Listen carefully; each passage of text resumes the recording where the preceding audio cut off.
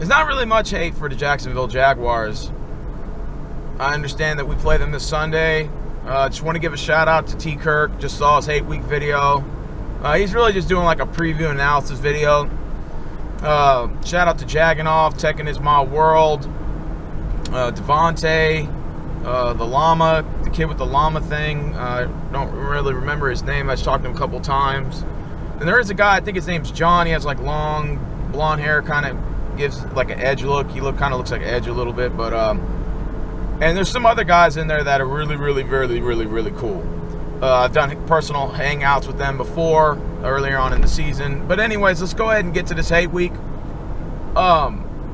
There's really not too much hate for the Jacksonville Jaguars. I mean, other than the fact that we're division opponents. I mean, Jacksonville's just playing spoiler. It's just like T. Kirk said in his video. The Jaguars, what they're trying to do now is the misery loves company syndrome complex, which is basically what they're going to do is they're trying to bring other teams down with them to suffer. And if I'm Jacksonville, shit, I'd do the same thing right now. Or would I? If I was the owner right now, why don't you just tank the rest of the 3 games and just get a higher draft pick, a top 5 draft pick? Because if Jacksonville somehow wins 2 or 3 games, they might fall to the 8th or 9th pick in the NFL draft. So if I'm the owner, which is Khan or whatever his name is, I would probably just tank the last 3 games and just go 2-14 and at least guarantee a top 3 draft pick, maybe a top 4. If Jacksonville's going to beat us, obviously they're going to keep the game. This is going to be a really close game. You know, you're going to see a lot of TJ Yeldon. Hasn't really been much effective this year, but Allen Hurns and Allen Robinson, argumentatively, Marquise Lee are probably the most underrated receivers I've seen in this league. It's just their 2-11 record doesn't match the stats that the individual fantasy stats that these guys put up does not correlate to a 2-11 record. It's more of like a whole. That's why they say NFL is, an NFL team. It's all about a team game. It's all about 53 men on the field. 53 men on the team, 11 men on defense, 12 men on offense. Blah blah blah blah blah. Blake Bortles isn't a terrible quarterback, but like I said, I don't think he's great. I think he overthrows a lot of his receivers. I think when it comes to like quick slant passes, quick give and goes, he's good at delivering at that. But when it comes to the deep ball, he's very inaccurate. And I've said that before on Hangouts before, and I've said that before in previous videos, that Blake Bortles he's a great short passer, but when it comes to throwing the ball deep, he's not really that good. I mean, he's inaccurate. Now, granted, I probably think he's probably better than Brock Osweiler if you were to compare stats. But Brock Osweiler and him kind of are both one and the same when it terms of the short passing, because for some reason, like, when it comes to dink and dunking, Brock Osweiler is good at that. Like, again, he connects with C.J. Fedorowicz very well. Him and that guy, like, best friends, Ryan Griffin also in the offense. He's being utilized at that position. For some reason, like Brock Osweiler at the check down, at the short passing, he's really good at that. And believe it or not, Brock Osweiler is capable of scrambling. He's very good at scrambling. If you watch some of my last videos, it's like 3rd and long, and he's actually rushed and got us a couple first downs, extended the drive, extended the play. Obviously, the Texans are going to win this game. We got to stick with the run. Jacksonville, I think they're ranked number 5 in defense right now. Texans fall at 6. The Texans want to win this game on the defensive side of the ball. Obviously, we're going to have to get to Blake Bortles. Rip the head off the snake. Force Blake Bortles out of the pocket. Force him to make some really bad throws. Some really tough throws. And I think the defense is going to have fun in the backfield getting some picks. Robert Nelson Jr. is actually playing really well in the secondary. He's up and coming. You got Kareem Jackson, who's playing lights out this year. A.J. Bouye is playing pretty good this year.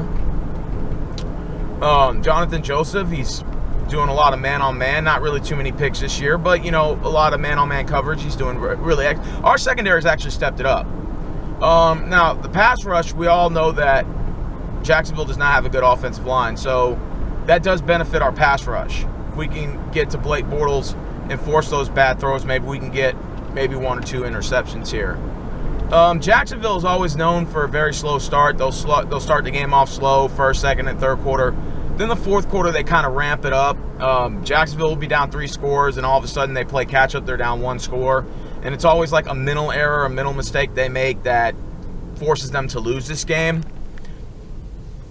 I'm really thinking that's probably going to be the case. I don't think it's going to be a blowout, despite the fact we're 7-6, they're 2-11.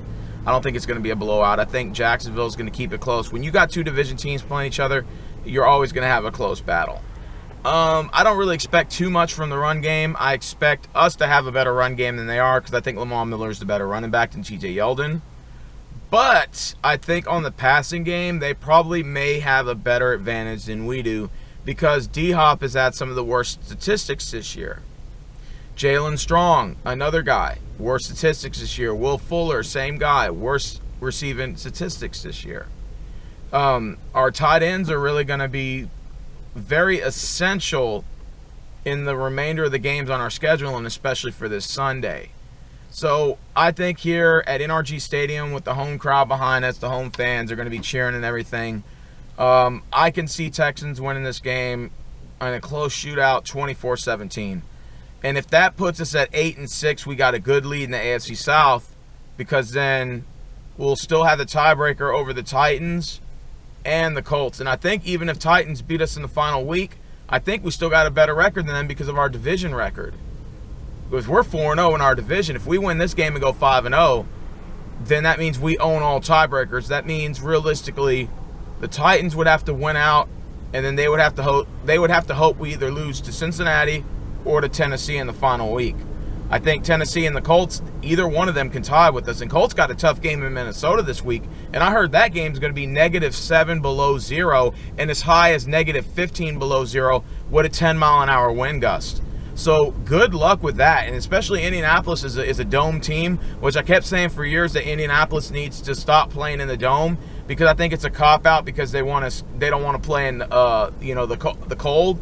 And if the Colts were smart, you play in the cold weather and you force teams like Tennessee, like Houston and Jacksonville to play you up at your house in a real cold environment, and I guarantee you got a really good advantage. So Andrew Luck is going to have his hands tied with a -7 degrees below zero and as high as -15 by halftime. And they said it could go up to -20 by the third quarter. Wow. That's going to be a really tough game. I mean, the Texans' last game at -3, it was -3, it was actually 3 degrees with no wind gust, and it was in Green Bay and Lambeau Field about 8 years ago. That was the last time they had a really, really cold game, and we ended up winning that game.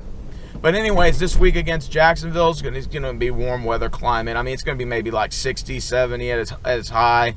Low is going to be like 55. So, that's reasonable weather.